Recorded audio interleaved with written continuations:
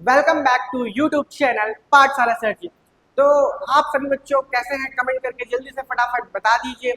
तो उम्मीद करता हूं कि आपने चैप्टर 2 का इसके पहले वाला वीडियो आप सभी ने देखा होगा और आप सभी ने खूब पसंद किया होगा।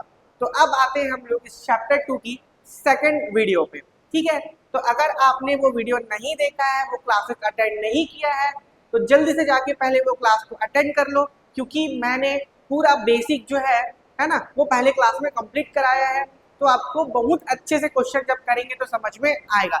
तो चलिए बिना देरी के स्टार्ट करते हैं और धीरे धीरे हम लोग बातचीत आगे कंटिन्यू करते रहेंगे। ठीक है, ये हमारा आज का सेकंड लेक्चर होने वाला है, दूसरा क्लास होने वाला है सेकंड चैप्टर का, जो कि क्या है, linear equation in two variable. चलिए आगे चलते हैं। तो मैंने पिछली क्लास में ये कराया था, एक बार फटाफट रिविजन कर लेते हैं ताकि इस क्लास में जो लोग पहली बार आए उनको भी समझ में आ जाए।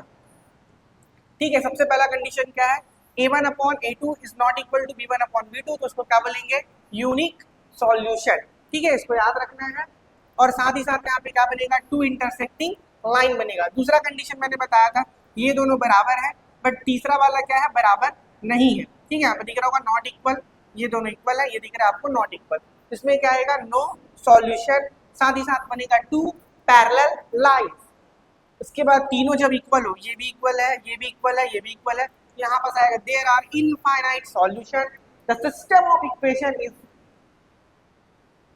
है ना, यहाँ पास आएगा कोइंसिडेंट लाइन। ठीक है, डिपिक्टेड बाय कोइंसिडेंट लाइन। चलो ठीक है, ये मैंने पिछले क्लासेस में बहुत डिटेल में कराया हुआ है, वहां से आप लोग जाके उसको चेकआउट कर सकते हैं। चलिए हम लोग चलते हैं आगे। तो ये हमारा एक्सरसाइज 2.3 का पहला क्वेश्चन है। तो काफी बच्चे लोग सोच रहे होंगे सर कि 2.3 को ही पहले क्यों कराया जा रहा है। ठीक है, क्यों कराया जा रहा है, क्योंकि ये जो क्वेश्चन है, ठीक है, अगर आपको ये जो टॉपिक है पहले समझ में आता है तो बाकी की चीजें आपको और जल्दी आसानी से समझ में आएगा। क्लियर है? ठीक है, तो बाकी की चीजों को भी मैं बाद में कराऊंगा, इसको कराने के बाद तो आपको धीरे धीरे समझ में आ जाएगा कि इसको हमने पहले क्यों पढ़ा है। ठीक है, चलिए तो इसको हम लोग बनाना स्टार्ट करते हैं। तो पहला क्वेश्चन क्या लिखा हुआ है, सिद्ध कीजिए कि निम्न समीकरण के युग्म एक अद्वितीय हल है। क्या बोला है, show that given system of equation have a unique solution. हमको पेयर ऑफ लीनियर इक्वेशन दिया हुआ है और साथ ही साथ बोल रहे हैं कि प्रूफ करो। क्या करो, प्रूफ करो कि क्या है, ये यूनिक सॉल्यूशन है। उसको पता है कि पहले से यूनिक सॉल्यूशन है, लेकिन वो क्या करने बोल रहा है, प्रूफ करने के लिए। तो चलिए प्रूफ करते हैं। यहाँ पास लिखेंगे हम लोग सॉल्यूशन, उसके बाद गिवन दैट। ठीक है, तो इसको हम लोग क्या करते हैं, कंपेयर करते हैं किससे, स्टैंडर्ड इक्वेशन से। तो स्टैंडर्ड इक्वेशन एक बार गिवन दैट में इसको लिख लेना। उसके बाद स्टैंडर्ड इक्वेशन क्या होता है हमारा, a1x plus b1y is equal to c1, पहला उसी फॉर्मेट में है। दूसरा a2x plus b2y is equal to c2। तो इससे हम लोग क्या करेंगे, कंपेयरिंग करेंगे। तो ध्यान से देखना, a1 is equal to, a1 is equal to क्या हो जाएगा आपका 3, उसके बाद b1 इज इक्वल टू क्या होगा आपका 5 और c1 इज इक्वल टू क्या हो जाएगा आपका 12। क्लियर है? या फिर आप ऐसे कर सकते हो, इसको इक्वेशन नंबर फर्स्ट दे देना, इक्वेशन नंबर सेकंड दे देना, इसको दे देना 3, इसको दे देना 4, और क्या लिखोगे, comparing equation 1 and 3, comparing equation 2 and 4। या डायरेक्ट लिख सकते हो, पेयर ऑफ लीनियर इक्वेशन को कंपेयर कर रहे हैं। क्लियर है? तो इससे हमको a1 b1 c1 मिल गया, साथ ही साथ क्या मिलेगा, a2 का वैल्यू हमारे पास क्या है, तो बोलेंगे 5, b2 का वैल्यू हमारे पास क्या है 3, और ये रहा C2 का वैल्यू क्या है हमारे पास 4। ये तो आ गया हमारा वैल्यू। क्लियर है यहाँ तक? अब क्या बोला है, show that given system of equation has unique solution. तो सबसे पहले हम लोग क्या करेंगे, वैल्यू लेते हैं 3/5। ठीक है, इसको लेंगे a1/a2, 3/5। दूसरा क्या हो जाएगा हमारे पास 5/3, 5/3। अब हमको साफ साफ दिख रहा है कि ये दोनों इक्वल नहीं है। जब ये दोनों इक्वल नहीं है तो कहानी यहीं पे क्या हो जाएगा, खत्म हो जाएगा। ये आ जाएगा आपका नॉट इक्वल, ये होगा आपका a1/a2 is not equal to b1/b2। और ये कंडीशन किसको दिखाता है, आपके यूनिक सॉल्यूशन को यहाँ पे लिख सकते हैं। Given system of equation, given system of equation has a unique solution. ये क्या हो गया, प्रूफ हो गया। इसमें इतना ही आपको बनाना था, ठीक है। ध्यान समझ लो, a1 b1 c1 का वैल्यू लेना है, a2 b2 c2 का, और क्या बोला है, प्रूफ करना है। तो हम लोग जानते हैं कि 3/5 पहले लेंगे a1/a2 को, फिर लेंगे b1/b2 को।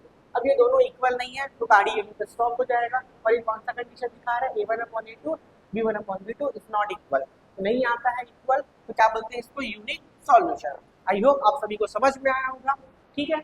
और ये हो चुका है, बन चुका है। ये क्वेश्चन इंपॉर्टेंट है, ठीक है। पेपर में आपको पूछता है 2 से 3 नंबर में, अभी जितना भी करने वाले हैं, ठीक है। क्लियर है, तो चलिए अब चलते हैं आगे की ओर। ये रहा हमारा क्वेश्चन नंबर 2। चलिए इसको थोड़ा सा डिटेल में बता देता हूँ ताकि आपको लिखना कैसे क्लियर हो जाए। चलिए ये रहा हमारा सॉल्यूशन। तो सबसे पहले आप गिवन दैट में एक बार इसको लिख लेना, ठीक है। 2x minus 3y is equal to 5। इसके बाद 6x minus 9y is equal to 15, ठीक है। यहाँ पे लिखेंगे कंपेयरिंग ऑन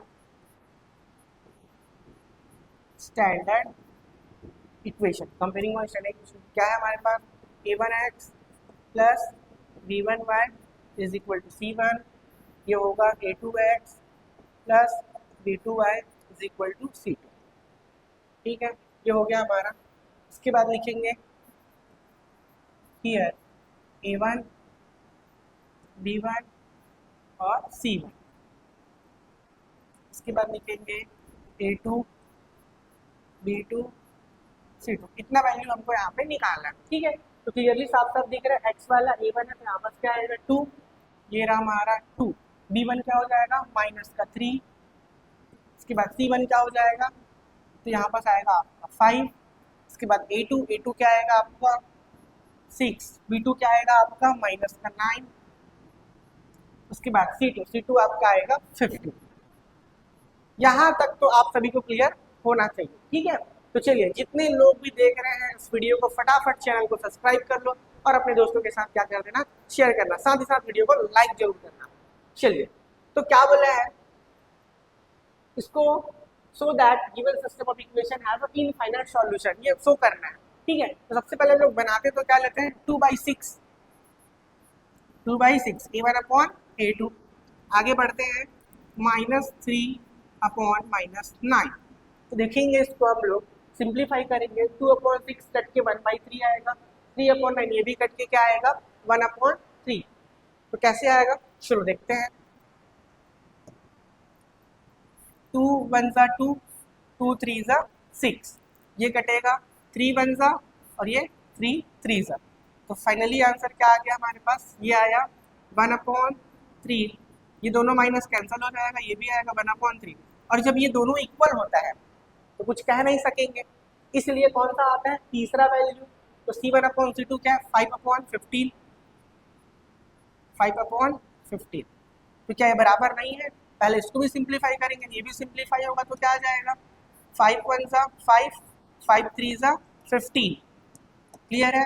तो फाइनली आ चुका है 1/3 is equal to 1/3 is equal to 1/3। अब जब तीनों ही वैल्यू इक्वल है तो हम कह सकते हैं कि a1/a2 is equal to b1/b2 is equal to c1/c2। और अब तीनों ही जब बराबर है तो क्या हो जाएगा, given system of equation has infinite solution, ठीक है। इधर लिख लेना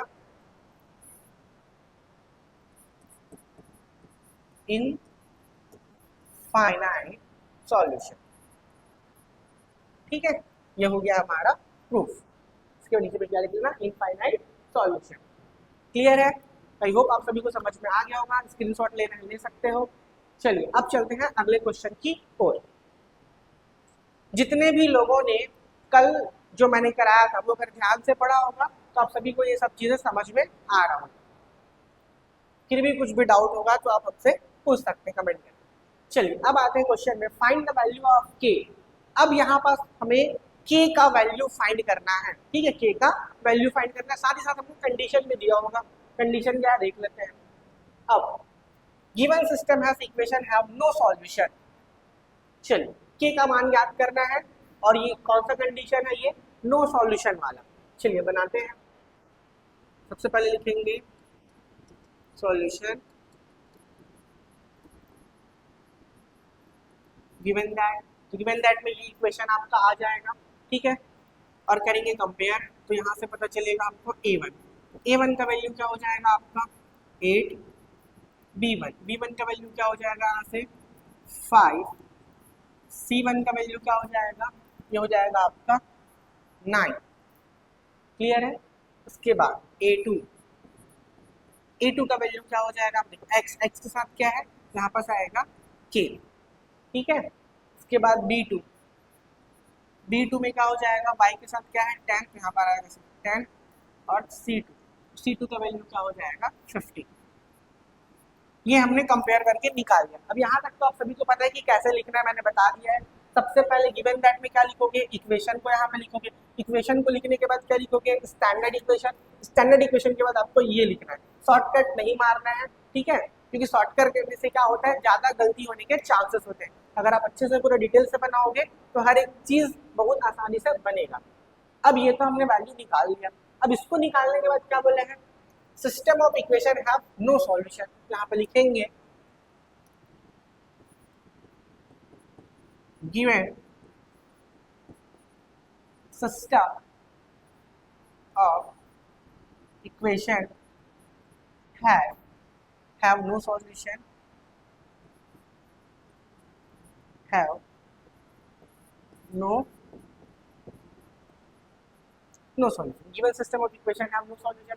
जब नो सॉल्यूशन रहता है तो कौन सा कंडीशन आता है, तो नो सॉल्यूशन रहता है तो कौन सा कंडीशन आता है, तो यहाँ पे लिखेंगे a1 upon a2 is equal to b1 upon b2 is not equal to c1 upon c2।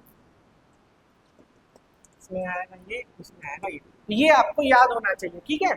क्या होगा, जब नो सॉल्यूशन रहेगा तो ये कंडीशन आएगा, आपको ये याद होना चाहिए। अब इसमें वैल्यू रख देते हैं। तो a1 अपॉन a2, a1 का वैल्यू क्या है 8, a2 का वैल्यू क्या है यहाँ से k, उसके बाद b1 का वैल्यू क्या है यहाँ से 5, उसके बाद b2 का वैल्यू क्या है यहाँ पर 10, ठीक है। इसको भी वैल्यू को पुट कर लो, वैसे इसकी जरूरत नहीं है। c1 अपॉन क्या है 9 अपॉन 15। अब ये दोनों इक्वल है तो इन दोनों को ही हम लोग लेंगे, ठीक है, ये दोनों इक्वल है तो इसको लेंगे हम लोग 8 अपॉन k 5 अपॉन 10। इसका क्या काम है, इसका भी कोई काम नहीं है क्योंकि ये दोनों बराबर है, दोनों को हमने उठा लिया। अब क्रॉस मल्टीप्लाई हो जाएगा, ये आएगा 8 इंटू 10, यह आएगा आपका k इंटू 5। k जो है वो स्मॉल है, ठीक है। 8 का मल्टीप्लाई 10 से, k का मल्टीप्लाई 5 से। अभी 8 इंटू 10, 5 कहाँ आएगा आपका नीचे, तो 5 1 सा 5, 5 2 सा 10, तो 8 2 सा कितना हो जाएगा 16। तो लिख सकते हो 8 इंटू 2, k का वैल्यू 8 2 सा कितना हो गया 16, k का वैल्यू कितना आ गया 16 आ चुका है। यही आपका क्या होगा आंसर। क्लियर है, एक बार फटाफट देख लो। सबसे पहले इसको लिखना है, फिर जो कंडीशन दिया रहेगा वो कंडीशन के अनुसार जो फॉर्मूला आता है वो लिखना है आपको, फिर इसमें वैल्यू पुट करना है। वैल्यू पुट करने के बाद जो भी रहेगा उसको आप सॉल्व करोगे, सॉल्व करने से k का वैल्यू आ गया 16। एक बार फटाफट आप लोग देख लो।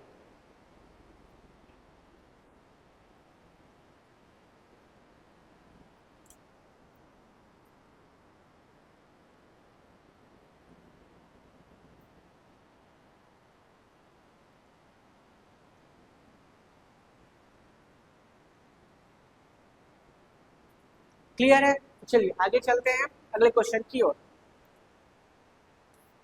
तो अगला क्वेश्चन है, मिला लेते हैं एक बार, kx 3y 3 12x ky is equal to 6, ठीक है। थर्ड नंबर का क्वेश्चन नंबर 2। चलिए बनाते हैं इसको।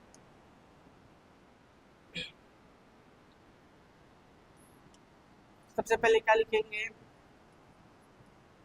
सॉल्यूशन गिवन दैट वगैरह में लिख लेना। अब मैं आता हूँ डायरेक्ट यहाँ पे, क्या क्या है हमारे पास। हियर हमारे पास क्या है, a1, a1 का वैल्यू देखो, x के साथ क्या चिपका हुआ है, k, यहाँ पास आएगा k। इसके बाद क्या आता है b1, ये रहा b1। तो b1 का वैल्यू कितना आएगा, तो बोलोगे सर 3। इसके बाद c1 का वैल्यू कितना है हमारे पास 3। ठीक है, गिवन दैट वगैरह कंडीशन आप लोग लिख लेना सब। इसके बाद a2 का वैल्यू कितना है यहाँ पास 12। उसके बाद b2 देखो यहाँ पास क्या है, y के साथ क्या है k है, यहाँ पास क्या आएगा k। ठीक है, b2 का वैल्यू भी k है और a1 का वैल्यू भी क्या है k। साथ ही साथ c2 का वैल्यू क्या आएगा 6। तो इक्वेशन 1 और इक्वेशन सेकेंड से हमको सारे इंटीजर a1 b1 c1 हमको पूरा मिल चुका है।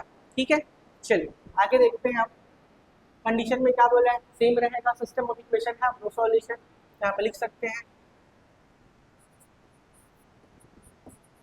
सिस्टम ऑफ इक्वेशन हैव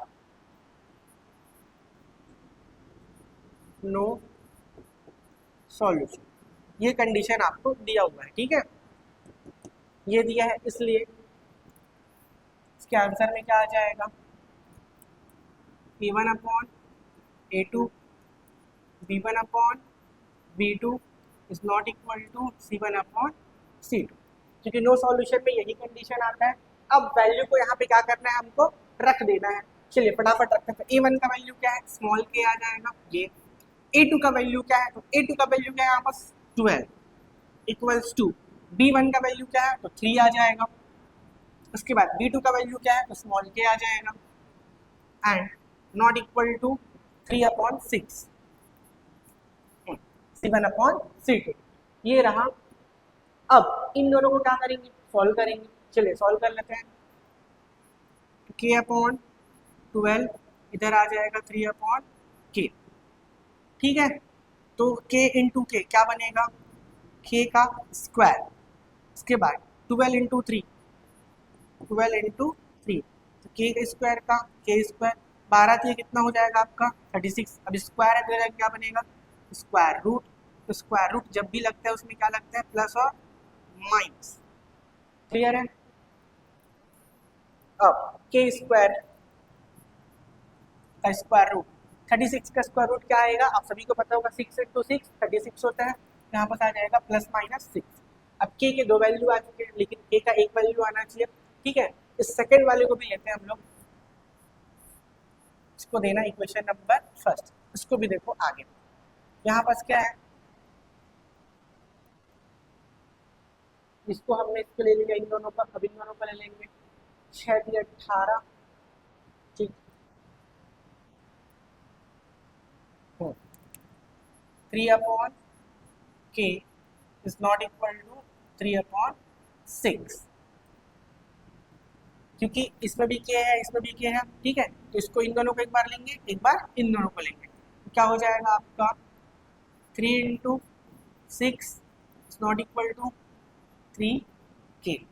ये हो जाएगा आपका, इसको ऐसा ही रहने दो, ये 3 आपका आ जाएगा नीचे एंड नॉट इक्वल, तो 3 से 3 कट गया, तो k का वैल्यू कितना आ गया 6। तो यहाँ से हमको एक चीज़ समझ में आया, क्या समझ में आया कि k का वैल्यू प्लस 6 नहीं हो सकता। ठीक है, k का वैल्यू हम क्या नहीं हो सकता प्लस 6, और यहाँ पर क्या है हमारे पास प्लस माइनस दोनों है, तो प्लस वाला तो बराबर नहीं है के नॉट इक्वल लिखा है, और यहाँ पे क्या लिखा है के बराबर प्लस माइनस 6। तो यहाँ पे लिखेंगे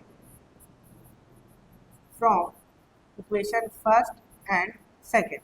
हम इक्वेशन फर्स्ट और सेकेंड से कह सकते हैं यहाँ पर के का मान क्या है प्लस माइनस 6, और यहाँ पर क्या है प्लस 6 नहीं लिखा है, इसलिए फाइनली के का वैल्यू जो होने वाला है वो होगा -6 होगा। क्लियर है, आप सभी को समझ में आया होगा। एक बार और बता देता हूँ, यहाँ पर क्या बोल रहे हैं, के का मान +6 भी है और -6 भी है, लेकिन यहाँ पे क्या आ रहा है, जो के का मान है वो नहीं इक्वल है किसके, -6 के, सॉरी +6। के का मान +6 नहीं हो सकता, तो +6 क्या हो जाएगा कैंसर। तो अब क्या बचा, सिर्फ के का मान -6 ही होने वाला है। उम्मीद है आप सभी को ये समझ में आया होगा। तो फाइनल आंसर आएगा के का -6। क्लियर है? फटाफट इसको लिख लो, स्क्रीनशॉट ले सकते हो।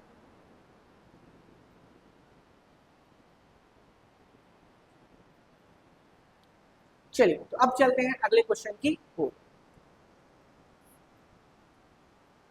थर्ड का थर्ड है, चलिए इसको भी बनाते हैं फटाफट, क्वेश्चन मिला लेते हैं पहले।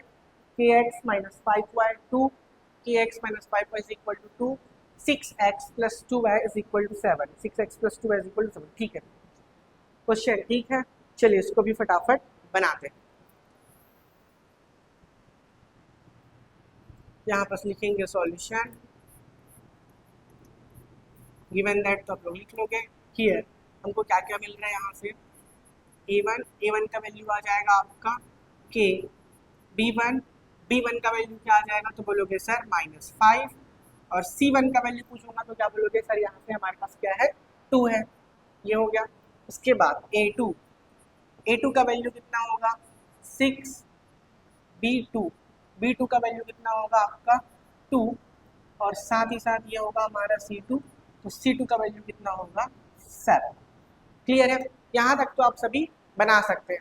अगर आपने ये जो वैल्यू है a1 b1 c1 a2 b2 c2, अगर इन्हीं वैल्यू को आपने गलत कर दिया तो आपका क्वेश्चन का जो सॉल्यूशन है वो पूरा क्या हो जाएगा, गलत हो जाएगा। फिर आप उम्मीद भी नहीं कर सकते कि ये सही बनेगा। ठीक है, तो ये जो वैल्यू है a b c, इसको आपको सही सही यहाँ से निकालना है। ठीक है, तो इसका जो बनाने का तरीका मैंने साफ साफ बताया, स्टैंडर्ड इक्वेशन को उठाना और वहां से क्या करना, कंपैरिजन करना। प्लस का माइनस, माइनस का प्लस भी नहीं होना चाहिए। अगर आपने वो भी चीज गलत कर दिया तो समझ लो पूरा गलत है। ठीक है, तो बिल्कुल ध्यान से बनाना है। अभी भी जो क्वेश्चन है वो क्या लिखा हुआ है, system of equation have no solution, लिख लेते हैं।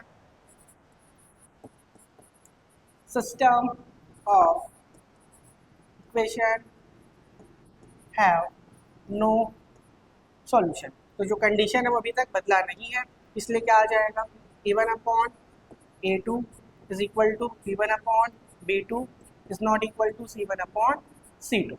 वैल्यू पुट कर लेते हैं, तो k अपॉन आ जाएगा 6, k अपॉन आ जाएगा 6, उसके बाद यहाँ पास आ जाएगा -5 upon 2 and not equal to क्या आएगा 2 अपॉन 7। फिर से इन दोनों को बस ही लेंगे हम लोग, यहाँ पास आ जाएगा k upon 6, k upon 6 is equal to -5 upon 2। ठीक है, अब क्रॉस मल्टीप्लाई करेंगे, इतना तो सबको पता होगा, 2 इधर आके क्या हो जाएगा मल्टीप्लाई, उसके बाद -5 6 इधर आके क्या हो जाएगा मल्टीप्लाई। क्लियर है? यहाँ तक क्रॉस मल्टीप्लाई हो रहा है, 2 का k से 6 का -5 से। क्लियर है? चलिए 2 इंटू के क्या हो जाएगा, इसको लिखने की जरूरत नहीं है, k को k लिखते हैं, -5 इंटू 6, 2 कहाँ जाएगा नीचे, 2 1 जा 2 3 जा, तो k इज इक्वल टू आ जाएगा -5 इंटू 3, k का k रहेगा, 5 3 जा होगा आपका 15 प्लस माइनस का माइनस, तो k का डायरेक्टली हमको एक वैल्यू मिल चुका है -15। हम लोग को दूसरे के पास जाने की जरूरत नहीं है, क्योंकि इन दोनों को अगर लेते हैं तो इसमें तो k है ही नहीं। ठीक है, तो नंबर से नंबर को लेने की जरूरत नहीं होता है, क्योंकि हमको k का वैल्यू निकालना है, इसलिए इसको लिए और इसको क्यों नहीं लिए, क्योंकि ये तो बराबर है ही नहीं। ठीक है, ध्यान देना। इसके पहले वाले कंडीशन में क्या था, यहाँ पास भी k था और यहाँ पास भी k था, तो इसलिए इन दोनों को लिए थे और इन दोनों को भी हमने लिया था। लेकिन इस केस में क्या है, सिर्फ यही पास k है, तो k के साथ ये बराबर है, तो सिर्फ इन दोनों को ही हमको लेना है। तो k इज इक्वल टू क्या आया -15। आई होप आप सभी को समझ में आएगा। तो जितने लोग भी देख रहे हैं प्लीज वीडियो को लाइक करें, और अगर चैनल में पहली बार हो चैनल को सब्सक्राइब करें।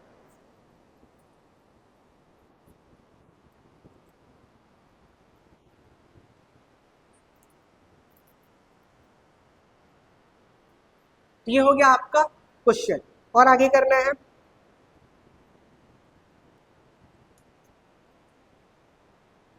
चलो 4 नंबर का भी 2 क्वेश्चन और करा देते हैं। ये हो गया, चलिए आगे चलते हैं। क्वेश्चन नंबर 4, क्वेश्चन मिलाते हैं, kx plus 2y equal to 5, kx plus 2y equal to 5, 3x plus y is equal to 1। ठीक है, क्वेश्चन मिलाना, देखो क्वेश्चन मिलाना क्या है, बहुत जरूरी, बनाने के बाद पता चल रहा है गलत बन गया, ठीक है। तो क्वेश्चन कभी कभी क्या है, प्रिंटिंग मिस्टेक हो जाते हैं, है ना, गलत टाइप हो जाता है, तो फिर बनाने में क्या होता है, दिक्कत होता है। चलिए, के का वह मान ज्ञात कीजिए जिसके लिए निम्न समीकरण के रूप में क्या है, अद्वितीय हल है। अब आ गया है यूनिक सॉल्यूशन, क्या आ चुका है, यूनिक सॉल्यूशन। तो यूनिक सॉल्यूशन वाला क्वेश्चन बनाते हैं। चलिए,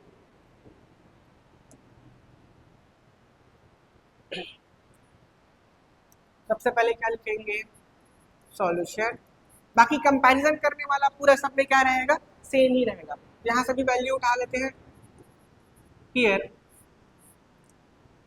a1 क्या होगा, तो बताओगे सर x के साथ क्या चिपका हुआ है, तो k। इसके बाद b1 के साथ क्या है सर, यहाँ पे बोलोगे सर 2 है। इसके बाद c1, तो c1 के साथ यहाँ पे क्या है 5, ठीक है, बराबर किस तरफ वाला c1। a2 का वैल्यू क्या होगा यहाँ से 3। b2 का वैल्यू क्या होगा, y के साथ कुछ भी नहीं है, देखो ये 1 इंटू वाई, 1 इंटू वाई करोगे तो y1 का कितना होता है 1, मतलब y के साथ है क्या यहाँ पास 1 है, ठीक है। तो b2 का वैल्यू क्या हो जाएगा यहाँ पास 1 हो जाएगा।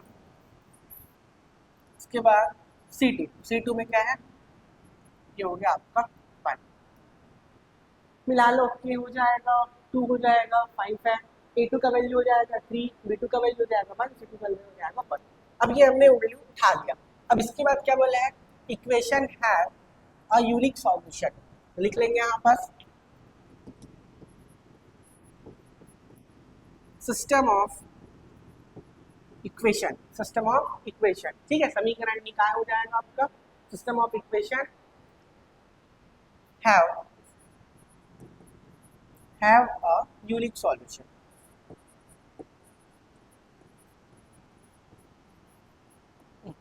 ये हमने लिख लिया, जिसके कारण कंडीशन क्या आ जाता है, a1/a2 is not equal to b1/b2, क्योंकि यूनिक सॉल्यूशन में क्या होता है, ये दोनों आपस में बराबर नहीं होते हैं, तो इसी कंडीशन को हमको लेना पड़ेगा। ये हमने कंडीशन ले लिया। अब इस पे वैल्यू को पुट करेंगे, तो a1 का वैल्यू क्या है, यहाँ से आ चुका है हमारे पास स्मॉल k। इसके बाद a2 का वैल्यू क्या है, ये आ चुका है अपॉन में 3।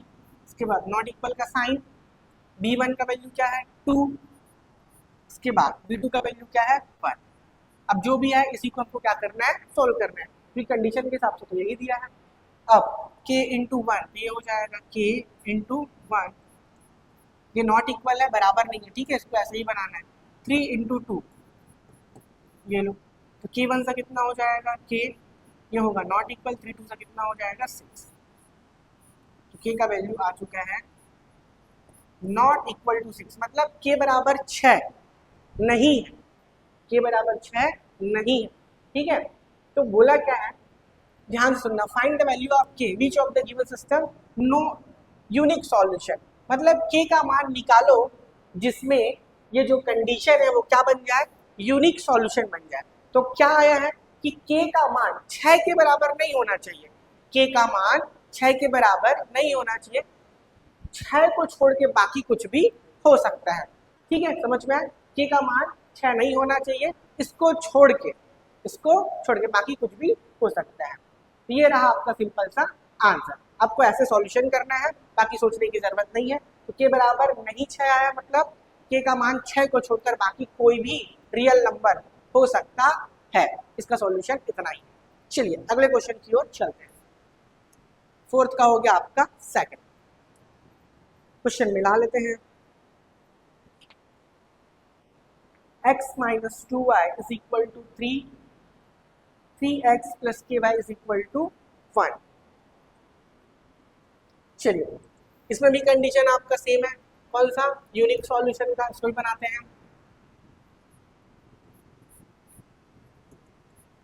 हियर मतलब होता है यहाँ a1, तो a1 का वैल्यू क्या हो जाएगा आपका 1, b1 का वैल्यू हो जाएगा माइनस का 2, c1 का वैल्यू हो जाएगा आपका 3।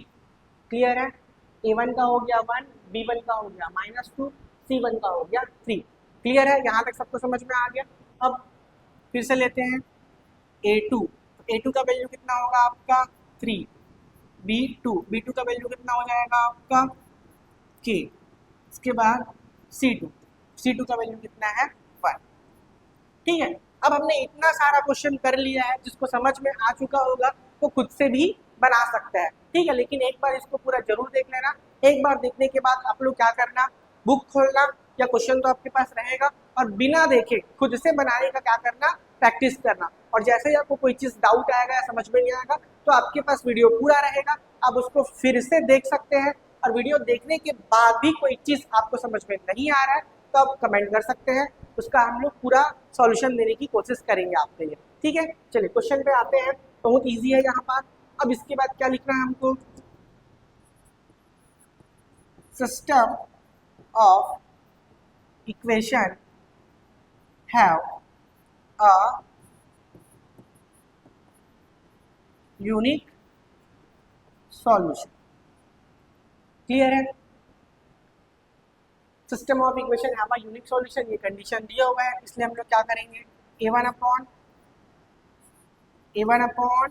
a2 is not equal to b1 upon b2। Clear है, चलिए वैल्यू पुट कर देते हैं। तो a1 का वैल्यू है यहाँ से 1 upon 3 is not equal to -2 upon k। ये लो, जैसा बोला है वैसा हमको करते जाना है, बाकी सॉल्यूशन अपने आप आएगा। 1 इंटू के -2 इंटू 3, तो k वन सा कितना हो जाएगा, k इज इक्वल टू 2 3 सा 6 प्लस माइनस का माइनस, ये नॉट इक्वल है, ये भी नॉट इक्वल, ये भी इसका आंसर आ चुका है। तो इसके पहले क्वेश्चन में क्या दिया था, 6 दिया था, तो इसमें क्या है, -6 को छोड़कर, क्योंकि बराबर नहीं है तो -6 को छोड़कर बाकी सभी रियल नंबर k के वैल्यू हो सकते हैं। किस लिए, यूनिक सॉल्यूशन के कंडीशन के लिए। एक बार आप लोग देख लो फटाफट, और ये हो गया यहाँ तक इसका आंसर खत्म, ठीक है। तो इसके बाद क्वेश्चन नंबर 3 और 4 और भी हैं, ठीक है। बाकी की क्लासेस हम लोग अगले क्वेश्चन में करेंगे, अगले पार्ट में करने वाले हैं, तो आज के लिए यहीं तक करते हैं। क्लियर है, ये तो रहा हमारा यूट्यूब क्लासेस, फ्री में आप सभी को मिलता ही रहेगा। लेकिन अगर कोई बच्चा हमारे साथ जुड़कर हमारा ऑफलाइन क्लासेस ज्वाइन करना चाहता है तो जल्दी से जल्दी ज्वाइन कर सकता है। क्लियर है, सारे क्लासेस आपके स्टार्ट हो चुके हैं, यूट्यूब में क्लासेस तो आपको मिलते ही रहेगा, लेकिन कोई हमारे साथ मिलकर, हमारे साथ, ठीक है, साथ में मिलकर मेहनत करना चाहता है तो हमारा PS कोचिंग क्लासेस ज्वाइन कर सकता है, ठीक है। चलिए,